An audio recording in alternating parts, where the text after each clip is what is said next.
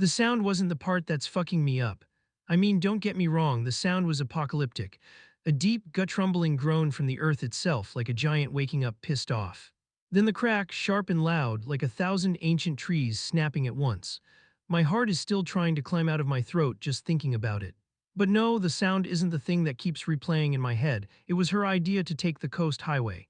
"Come on, Terry," she'd said. "It's so beautiful, the sun's setting." "Why would we take the boring freeway?" I'd grumbled, of course. I wanted to get home, crack a beer, zone out. But Zoe gets her way. She has this smile that just dismantles any argument you think you have. So we were on Highway 1, the ocean a glittering expanse of orange and purple on our left, the sheer cliff face a wall of dark rock on our right. A perfect goddamn postcard. We cleared the last big curve, the one that snakes around Pinnacle Point. I was probably doing 60. The road straightened out ahead. In the rearview mirror, I saw the postcard tear in half. The whole mountain just unzipped. It didn't crumble, it surged. A wave of dirt and rock and splintered trees, vomiting itself onto the exact stretch of asphalt we had been on 30 seconds earlier. My foot slammed the brake, the car fishtailed, dust exploded, a thick choking cloud that blotted out the sun, and in that chaotic screeching moment I glanced at Zoe, and this is it. This is the part, before the scream, before the tears, before she grabbed my arm so hard she left bruises. For one fraction of a second I saw it. Reflected in the dim glow of the dashboard lights, her face was completely, utterly calm. It wasn't shock, it wasn't paralysis, it was relief. A deep, profound, soul-level exhalation of relief. Like someone who just narrowly passed an impossible exam. Then, like a switch was flipped, the mask of terror slammed into place. The scream tore from her lungs, her eyes went wide with what looked like genuine horror. But I saw what came before, I saw it. And that single, solitary second, that's the part that's going to kill me. We ended up in a dingy little motel in a town called Port Blossom, a place that probably hadn't seen a new coat of paint since the Reagan administration. The air smelled of stale cigarette smoke and bleach. The cops had closed the highway in both directions, obviously, and funneled the few of us who were near the collapse into this forgotten armpit of the coast. Zoe was a wreck, or at least she was playing the part of a wreck flawlessly. She clung to me, her body trembling, her sobs muffled against my chest. "Oh my God, Terry," she kept whispering, the words hot and wet on my t-shirt.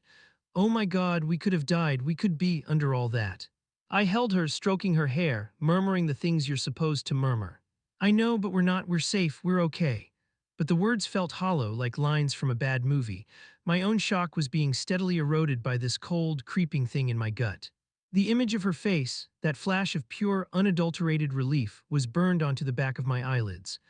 Later, after she'd taken a long, scalding shower, she sat on the edge of the lumpy mattress, wrapped in a towel. "We're so lucky," she said, her voice small and fragile, "just so incredibly lucky." She looked at me, her eyes wide and swimming with what I was supposed to believe were tears of gratitude. And that's when I couldn't help myself. I tried to make it sound casual, like a genuine question born from the trauma. "It's weird, you know, for a second there, right when it happened. I looked over at you and you looked so calm." The change was instantaneous. The fragile survivor vanished, her back stiffened. "Calm," she repeated, her voice suddenly sharp, defensive. "Terry, what the hell are you talking about? The mountain was falling on us. I was terrified, I'm still terrified." "No, I know, I just mean, for a split second before you screamed. It was just a weird expression." An expression, my God, I was probably in shock. People's faces do weird things when they think they're about to be crushed to death. What is wrong with you? Why would you even bring that up right now? She was on her feet now, clutching the towel, her knuckles white. It was a masterclass in deflection, turning my observation into an accusation, making me the insensitive asshole. "I'm sorry," I mumbled, retreating immediately. "You're right, it was a stupid thing to say, I'm just shaken up." "We're both shaken up," she said, her voice softening slightly, seeing she'd won the exchange. She came over and hugged me again. "Let's just be thankful we're alive and not analyze it to death, okay?" I hugged her back, but it felt like I was holding a stranger. The warmth of her body did nothing to chase away the chill that had settled deep in my bones. She wasn't just hiding something, she was protecting it. And that's when I knew with absolute certainty that our survival had nothing to do with luck. I couldn't sleep. Every time I closed my eyes, I saw her face, that 1 second of relief. It was like a screen burn on my brain. Zoe was breathing deeply beside me, a convincing performance of exhausted sleep, but I couldn't be sure if it was real. The air in the room felt thick with unspoken words. Around 3 a.m. I gave up. I slipped out of bed, took my laptop into the stale, fluorescent-lit bathroom, and sat on the closed toilet lid. I found one of those anonymous forums, the kind where people air their dirty laundry to strangers, and I started typing. The title was My Girlfriend 28F is Acting Strange After Our 30 Million Near-Death Experience. I laid it all out, carefully curating the details to make myself sound less like a paranoid lunatic and more like a concerned, traumatized boyfriend.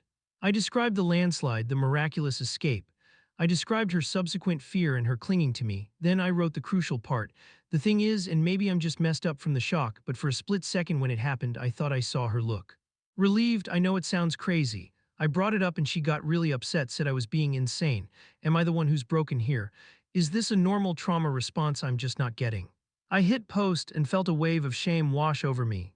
What the hell was I doing? Her phone was on the little nightstand plugged into the wall, its screen lit up with a low battery symbol. Hey, I whispered, gently shaking her shoulder.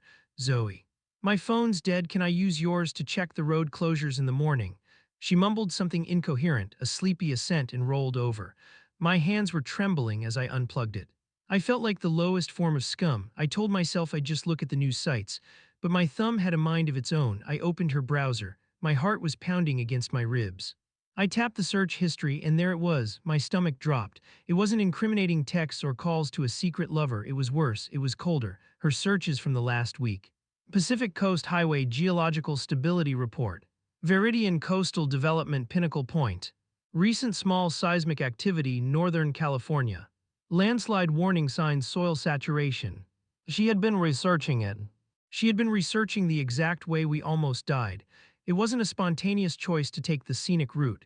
It was a plan, and then nestled among the geological queries was a name searched for a dozen times. A name I'd never seen or heard before, Rowan Fletcher. The forum replies started trickling in, a slow drip of digital judgment. I sat there on the cold bathroom floor, obsessively refreshing the page, the laptop's fan whirring in the silence. Most were what I expected. Dude, you both just went through something insane, give her a break. Trauma does weird things to people, you should both see a counselor. A few called me a controlling asshole for even looking at her phone. I absorbed each one like a small punch to the gut, the shame coiling inside me. But then a couple of comments snagged in my mind, tiny hooks in a sea of dismissal. One user, Sleuthy Sam, wrote, "The defensiveness is the red flag, not the look. People get defensive when they have something to hide. Trust your gut." Another, Just the Fact 79, added, "Look up public records for that construction company. See who is on their board. See if there are any lawsuits. Information is power. Trust your gut. Information is power." The phrases became a mantra. The drive home the next day was an 8-hour exercise in psychological torture. We took the inland route, a monotonous stretch of flat farmland and dusty, sun-bleached towns. The car, once our little bubble of shared jokes and bad singing, felt like a pressurized chamber. Zoe tried, I'll give her that. She turned on the radio and some upbeat pop song filled the car, a grotesque counterpoint to the dread churning in my stomach. I reached over and shut it off without a word. The silence that rushed back in was somehow louder. Later, she rested her hand on my thigh, a familiar, comforting gesture that now felt like a spider crawling on my skin. I flinched, a small, involuntary jerk, and her hand retreated as if burned. She didn't try to touch me again. I spent the hours staring out the window, replaying every moment of our relationship, searching for other lies, other cracks in the facade I had mistaken for love. Back at our apartment, the illusion of normalcy completely shattered. The air was thick with it. Every object seemed to mock me. The photo on the mantel of us smiling on a beach, the stupid live, laugh, love sign she'd insisted on buying. That night after she went to bed with a curt goodnight, I was back on my laptop. I typed Rowan Fletcher into the search bar. My blood ran cold. It wasn't just a few articles. Rowan Fletcher had a digital ghost. There was a blog, The Earth's Ledger, filled with passionate, furious posts. He wrote with a kind of scientific poetry about soil composition and tectonic stress. He posted photos of hairline fractures in rocks, of discolored water runoff, of dying vegetation. He was documenting the murder of a mountain in slow motion. His last post, dated 2 days before his disappearance, was titled, "Viridian Coastal is pouring gasoline on a lit match." He'd uploaded schematics and internal whistleblower documents. He was naming names, accusing them of falsifying safety reports. He was a man who knew he was in danger. I found a photo of him from a protest. He was rugged, maybe late 40s, with a wind-burned face and a defiant smile. He was holding a sign that said, "You can't bury the truth." The irony was nauseating. This wasn't a coincidence. This was a motive. For 2 days, I lived in a fog of paranoia. I watched her, studying her like a lab specimen. The way she angled her phone away from me, the way she'd pause for a fraction of a second too long before answering a simple question like, "How was your day?" It was my day off. She thought I was running errands. I told her I was going to the hardware store. Instead, I walked straight to her car in the apartment garage. My heart hammered against my ribs. I felt like a criminal, my hands sweating as I unlocked the door. I didn't know what I was looking for. A note, a burner phone. I started with the glove compartment, just the owner's manual and old insurance cards. I ran my hands under the seats, feeling nothing but fossilized French fries and dust bunnies. Then I checked the map pocket on the back of the passenger seat. My fingers brushed against something hard and metallic. I pulled it out. It was a carabiner. Not a cheap keychain one, but a serious, heavy-duty climbing one, the kind a geologist or a hiker would use. It was a flat, metallic orange, the color faded and the surface deeply scratched from being clipped against rocks. Neither of us were climbers. We didn't own anything like this. I turned it over in my palm. There were initials faintly scratched into the metal gate, R.F. Rowan Fletcher. I stood there in the dim light of the parking garage, holding what I knew, with a certainty that made my hands go numb, was a dead man's possession. I went back upstairs, the orange carabiner heavy in my pocket, feeling like a piece of shrapnel I'd dug out of my own body. I dropped my keys on the counter with a loud clatter. Zoe came out of the bedroom, a forced, bright smile on her face. "Hey, you're back early." "Yeah," I said, my voice flat, couldn't find what I needed. I sat back down at my laptop, the screen still open to the forum thread. My old post seemed naive now, written by a different, more innocent person. I clicked edit and started a new entry. "Update," I typed. Okay, so this is going to sound insane, but I did some digging.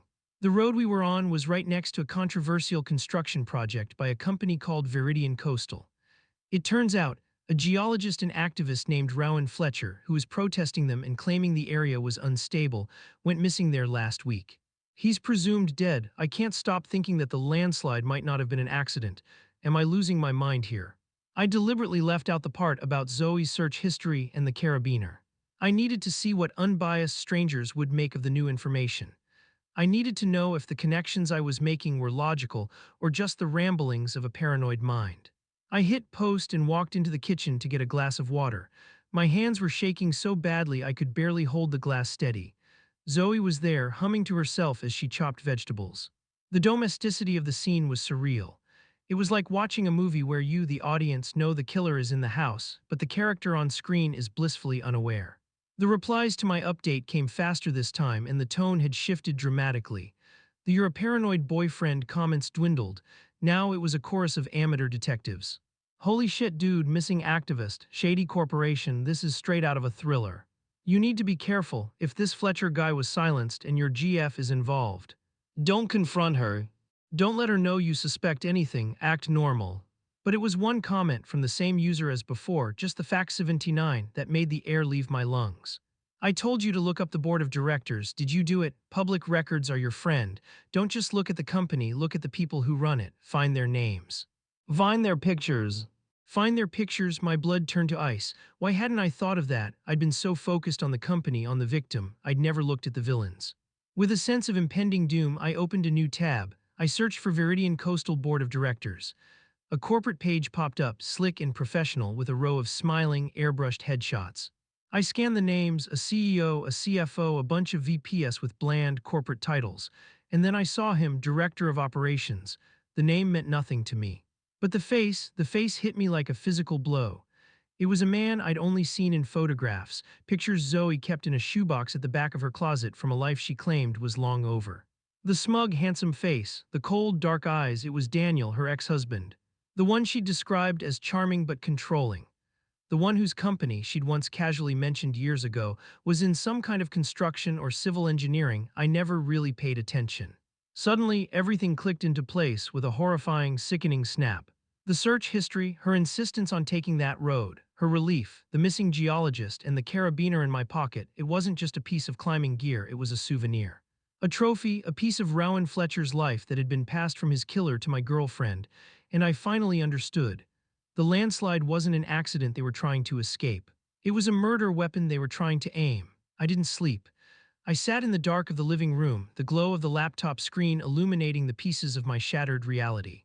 I printed everything, the news articles about Rowan Fletcher, the corporate page with Daniel's smiling, predatory face.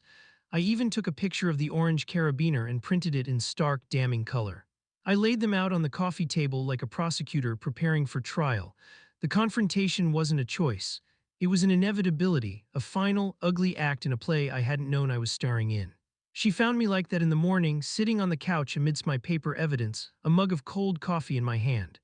She stopped in the doorway, her morning cheerfulness evaporating as she saw the display on the table. Her eyes darted from Daniel's face to the picture of the carabiner, and in that moment I saw the real fear. Not the performative terror from the car, but the deep, primal fear of being caught. Terry, she started, her voice a weak tremor. What is all this? Don't, I said, my own voice dangerously quiet. Don't pretend you don't know. I slid the printout of the carabiner across the table. This was in your car. It belonged to Rowan Fletcher, didn't it?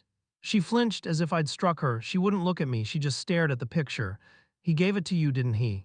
Daniel, I spat his name like poison. Your ex-husband, the director of operations for Viridian Coastal, the man who was being investigated by Rowan Fletcher. He gave this to you as a warning, a trophy. Tears started to stream down her face, but they weren't the crocodile tears I'd seen before. These were born of pure, unadulterated panic. She sank onto the armchair opposite me, her body folding in on itself. He called me, she whispered, the words barely audible. A few weeks ago, he never really lets go Terry. He was angry about us, about you. He kept saying I was his. So he decided to kill me. The question hung in the air, blunt and monstrous. He said he had a problem at work, she choked out, the story tumbling out of her in a broken, desperate flood. A problem named Rowan Fletcher. He said he was going to solve it. Permanently, and that he was going to solve his other problem, you, at the same time. He said he'd figured out a way, a perfect accident, no evidence. He told me the time and the place. Pinnacle Point, he said if I wasn't there with you in that car at that exact time, he would come for my sister, for my parents. The room spun, it was a murder plot. A sick, twisted, two-for-one deal orchestrated by a psychopath. He made you do it, I said, the realization dawning. He forced you to drive me into a death trap. She nodded, sobbing uncontrollably now. I didn't know what to do. I couldn't go to the police. He has people everywhere he would have known. I thought I could outsmart it. I thought if we left a few minutes early, if I drove a little faster, we could miss it. We could get through before it happened. It was a gamble, Terry, a horrible, insane gamble, but it was the only one I had. And there it was, the final devastating piece, the reason for her relief. That split second I saw in the car wasn't the relief of a co-conspirator. It was the explosive, heart-stopping relief of a gambler who had put everything on the line and against all odds had just won. She hadn't been relieved that the plan worked. She was relieved that her desperate, last-ditch counterplan had by some miracle succeeded. They had survived, she had saved me. But the fear that followed, that was real too. That was the terror of knowing the monster who'd set the trap was still out there and that he would be furious that his prey had escaped. I made the final post on the forum that evening. The thread had taken on a life of its own, a frantic hub of speculation and amateur sleuthing. I owed them an ending. Final update, I wrote. You were right, all of you. It was him, her ex-husband. He's on the board of the company. He planned the whole thing to get rid of me and the geologist in one go. He forced her to do it, threatened her family if she didn't drive me there. We've been to the police. We told them everything. It's over. The words felt sterile, a clinical summary of a world-ending cataclysm. We went to the police. We told them everything. It sounds so simple. It was the hardest thing I've ever done. Sitting in a cold, impersonal interrogation room, watching Zoe recount the horror, her voice hollow and broken, while I handed over the carabiner in a plastic evidence bag. Daniel is gone. He vanished the moment the first news report broke naming him as a person of interest. There's a warrant out for his arrest for the murder of Rowan Fletcher and the attempted murder of me. The police found enough evidence at the Slide site to confirm it was triggered by explosives. It's a national story now, but it's not over, not for us. We're staying in separate places. I look at her and I see a victim, a woman trapped in an impossible, horrifying choice. I see the terror in her eyes and I know it's real. I understand why she did what she did. I understand the gamble, but I also see the woman who, however reluctantly, put my life on a roulette wheel and spun it. I see the coastline, the setting sun, and I feel the weight of that choice. She chose to risk my life to protect her family. I understand it, but I can't live with it. The trust is gone. It was pulverized and swept away with the rock and dirt. We survived, but our love, our future, everything we were building, it's all buried under that mountain. That was the price. We're alive, but we're lost.